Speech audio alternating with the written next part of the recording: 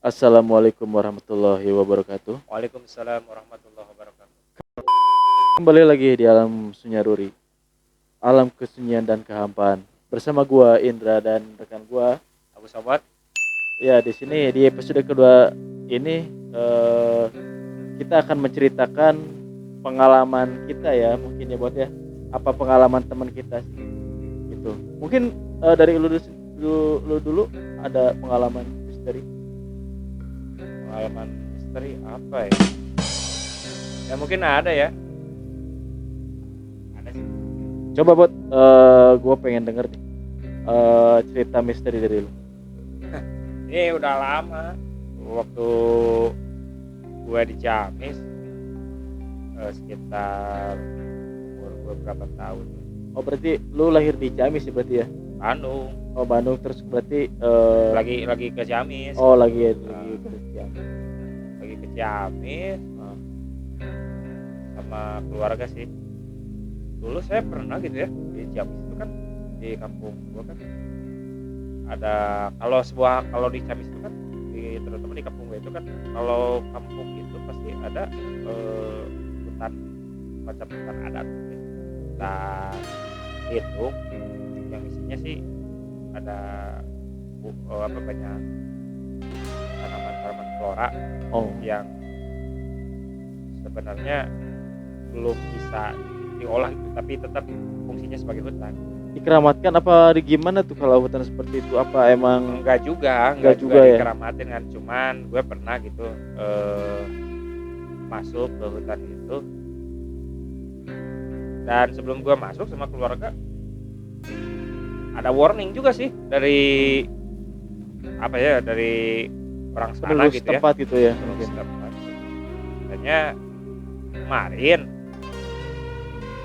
yang masuk hutan ini ketemu sama aden-aden. Gue baru denger tuh ada yang ada. Lu Apa? lu tahu nggak sih? Gue juga nggak dari Bandung sendiri Ki.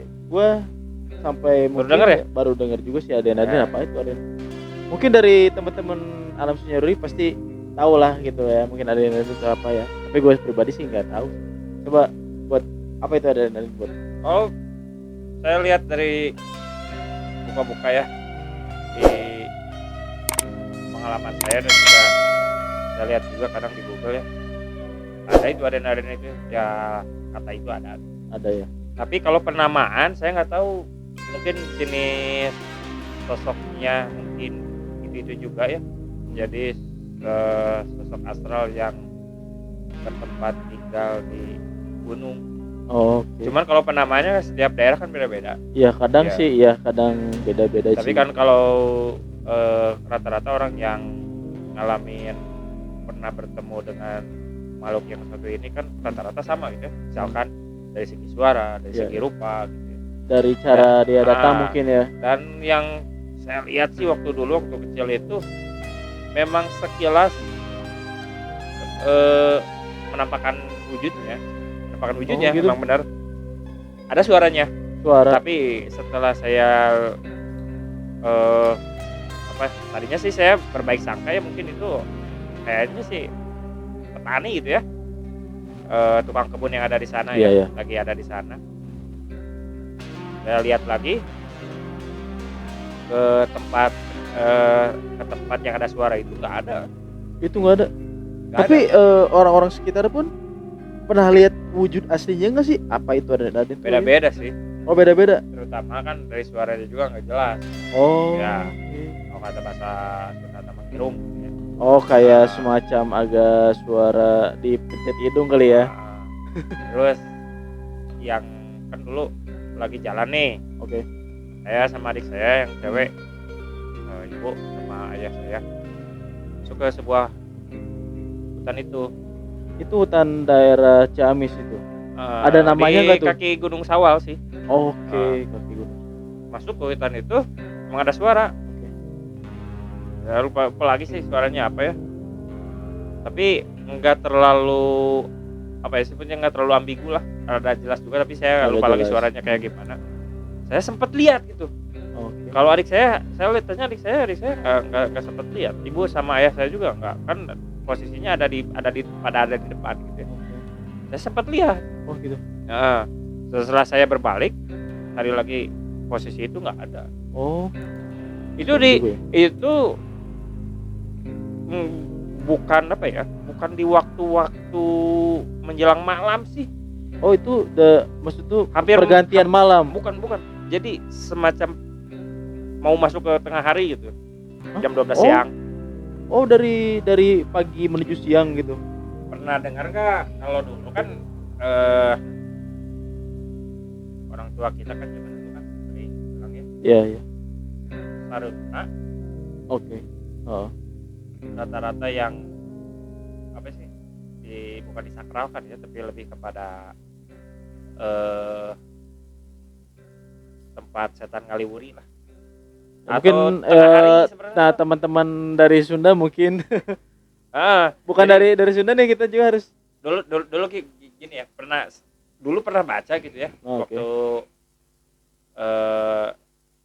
saya lihat di apa sih, di sebuah kitab ya, Sarah Fathul Muin, di mana disebutkan bahwa disunahkan kepada orang tua ya untuk melarang anaknya main di waktu saripna, di waktu mau maghrib. di waktu mau maghrib. Itu sarapna tuh Itu teman-teman. disunahkan kan? Iya, teman-teman nih kalau yang belum mengerti, sarapna tuh kan pergantian ke malam ya, berarti ya mau maghrib nih berarti ya. Nah gitu. Menjelang malam lah gitu. Ya. Karena apa? Setelah saya di Fathul Muinnya kan ada keterangan disunahkan untuk apa sih sebenarnya, nyarek budak untuk tidak terlalu main menjelang sarepna gitu ya. Iya, jangan. Itu saya lihat di sarahnya di kitab I'anatul Talibinnya, memang keterangannya memang ada setan yang memang muncul di waktu itu. Ya. Dan keberadaan setan itu mungkin saja ya. Saya juga nggak ingin terlalu banyak bicara ya. Iya, betul.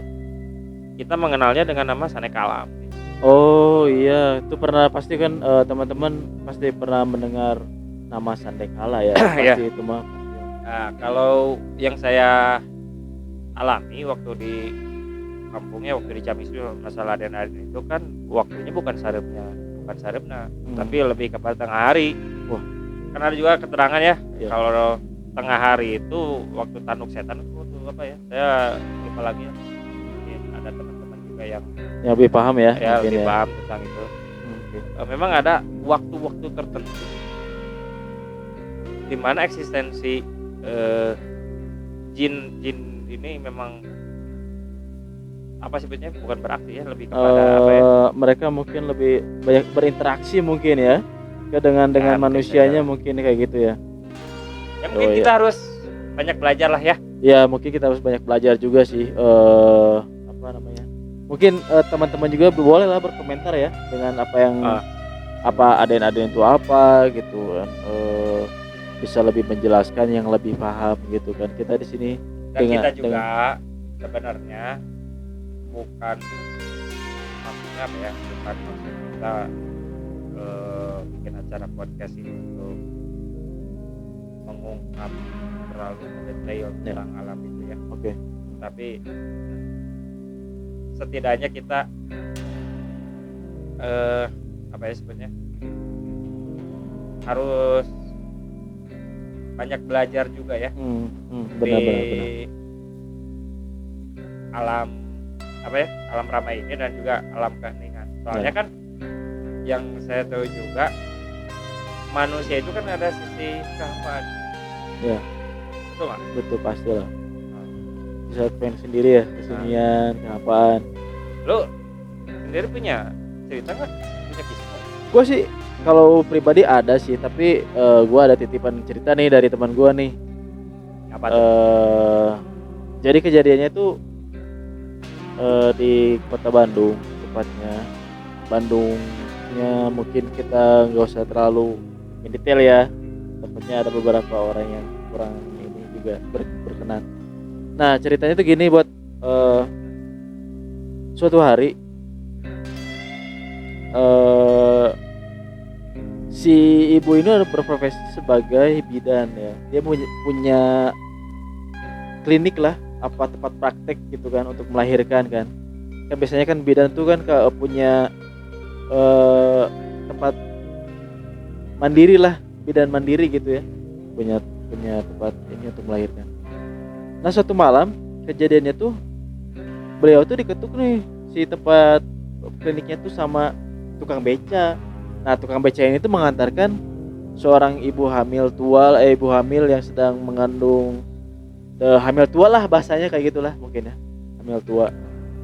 Udah gitu dipersilahkan masuk tuh sama bidannya, walaupun nggak kenal sih, mungkin karena si bidan kasihan lah, udah tengah malam datang dianterin tukang beca kan, pasti ada rasa iba lah.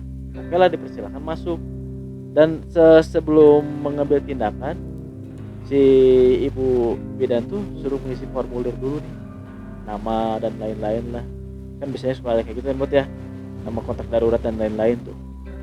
Udah itu udah selesai. Nah udah si ibu ini udah mulai mules nih. Nah si ibu bidan tuh bersiap lah gitu untuk persalinan kan. Udah persalinan biasa normal, tidak ada keanehan sama sekali, ini biasalah melahirkan secara normal seperti biasa.